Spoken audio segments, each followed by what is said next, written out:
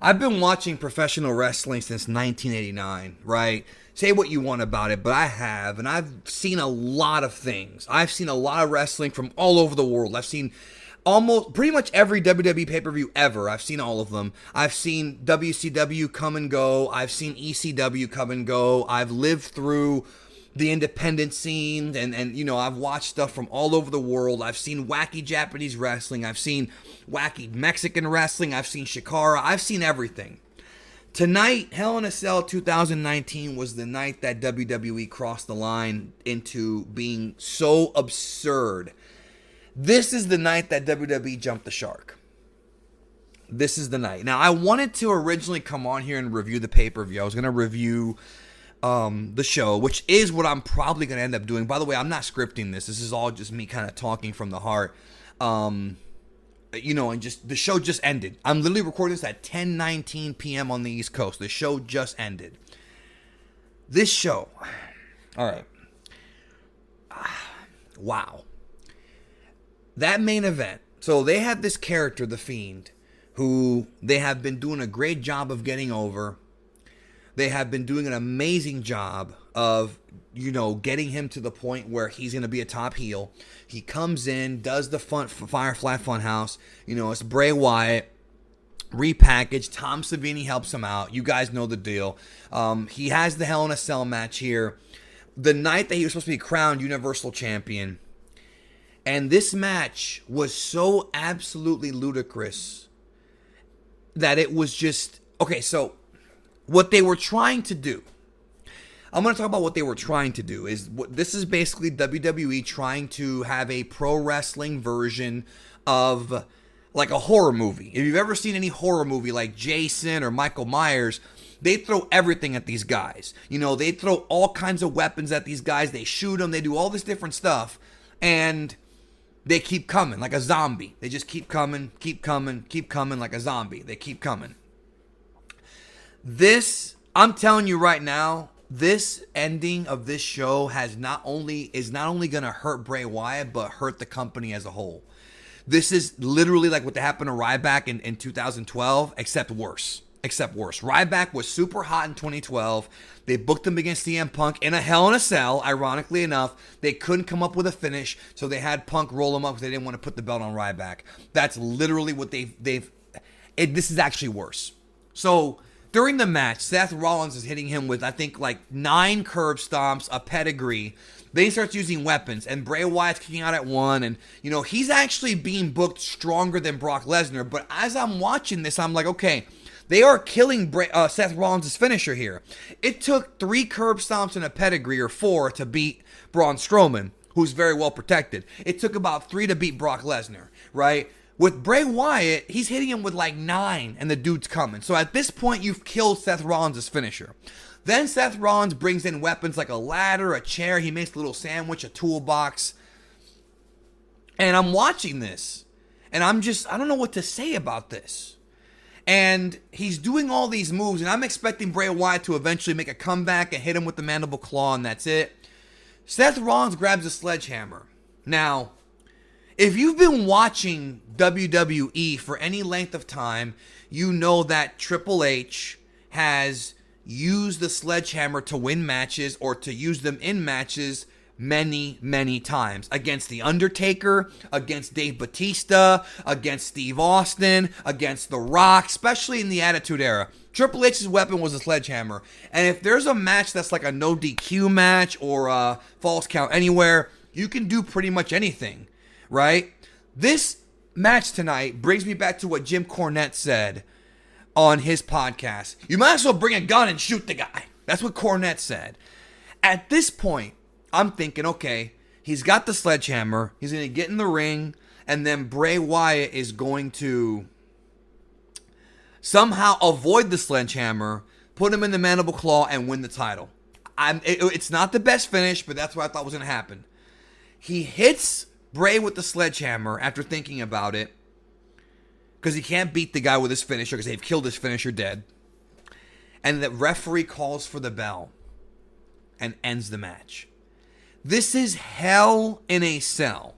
This is WWE's most protected match. You know, and last year, That finish with Brock coming in and beating up both guys was also terrible because you don't do disqualifications in Hell in a Cell. You fight till there's a winner. That's always been the case since the beginning of Hell in a Cell. WWE has completely lost touch with their audience or with what makes wrestling work.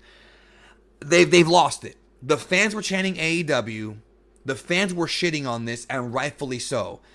If I went to this show and I paid my money, when they only announced 4 matches, most of them were fucking boring. Let's be real about it. Some were good. There was some good work on the show. Let's be real about it. You know, there's some hard-working guys. The finish of the 6-man was completely atrocious. I didn't think they could ever do anything worse than that. Then they end this show by having a sledgehammer turn into a DQ, a move we've seen Triple H do 400 times. Go watch the Triple H Undertaker matches. Go watch those. You see him hit the Undertaker in the head with a sledgehammer, and that's okay. It's a no DQ match. They let it go. That's fine. We've seen Triple H do it to Batista. I've already named the guys already on here. Other guys too with the hammer. That's his move. Seth Rollins does it in a Hell in a Cell, and they call for a disqualification. Completely cutting Bray Wyatt's balls off. Completely ruining the Fiend character. And they try to save it by having Bray Wyatt, as they're bringing a stretcher out to wheel him to the hospital, rise up and put the mandible claw on Seth Rollins, and now he's puking up blood. He beat him up. He did a bunch of stuff on the floor. The fans are chanting, restart match, restart match. They should have called an audible here and restarted the match. No. The finish was a disqualification from a sledgehammer shot in 2019 in a fucking Hell in a Cell. I can't believe how stupid this fucking company is. I'm floored by how stupid this fucking company is. I'm floored, dude. It was bad enough when they cut CM Punk's balls off in 2011 and Alberto Del Rio. When they cut Lesnar's balls off when he lost to Cena his first night in. I know why they did it. I read about it. It doesn't matter. When he wrestled him at Extreme Rules. Kofi getting his balls cut off on Friday. This is, dude, I don't think you guys understand. They have taken this to such a high level now that wrestling can never be the same again. Seth Rollins' finisher is ruined.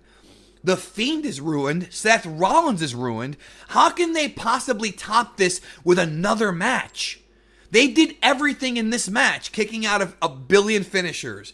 You know, slatters, tables. They did everything here, and neither guy went down. And then Seth Rollins is puking. They can't top this. How do you follow this up? How do you follow up a Hell in a Cell like this, bro? With a fucking submission match? With an I Quit match? How do you follow this up?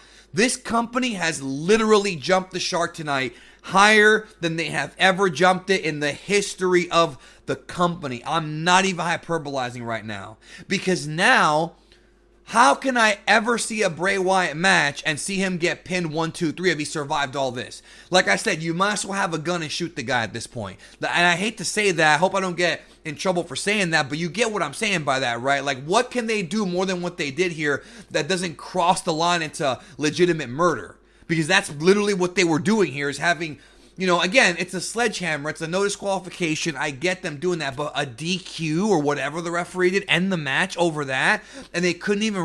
When Bray rose back up, you couldn't restart the match, but you have Mick Foley falling off the top of the cell and going through the cell in 98, and they keep that match going. But they stopped the match over a sledgehammer shot. Then when the guy rises up, they don't restart the match. Who in the hell thought this was a good idea? Look, I have been watching this business and studying it since 1989, dude. I've interviewed guys like Larry Zbyszko, who's a legend. I've interviewed Les Thatcher in the past. I've spoken to Rudy Boy, spoken to a lot of these guys. I mean, other guys too, you know. I'm just naming the ones that are public. And I've just never seen anything so utterly ridiculous as this. I just want it to be... It was cool when Bray kicked out of the finishers and no sold some of the stuff, like the kendo stick. That was good stuff. Like, that's cool. That's fine. But it got to the point where they went so far with it that now, how could I ever see Bray Wyatt get pinned 1, 2, 3? Who is Brock going to have to F5 him 35 times for him to freaking get pinned? How is Bray Wyatt going to ever lose a pro wrestling match now?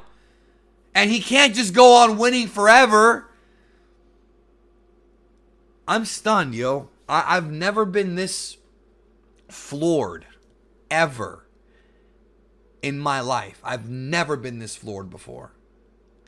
WWE has literally jumped the shark tonight. I'm not watching Raw tomorrow night. I am going to watch NXT on Wednesday because that's the only product that they put on that I actually care about. I don't want to see out-of-shape Cain Velasquez wrestling with 2 matches under his belt, getting a world title shot against Lesnar. I don't want to see that. I don't care for it, okay? It's a fake fight anyways. They had a real fight in UFC. They're going to have a fake fight in WWE. I don't care about Bayley crying when she lost. I don't care about Braun Strowman and Tyson Fury.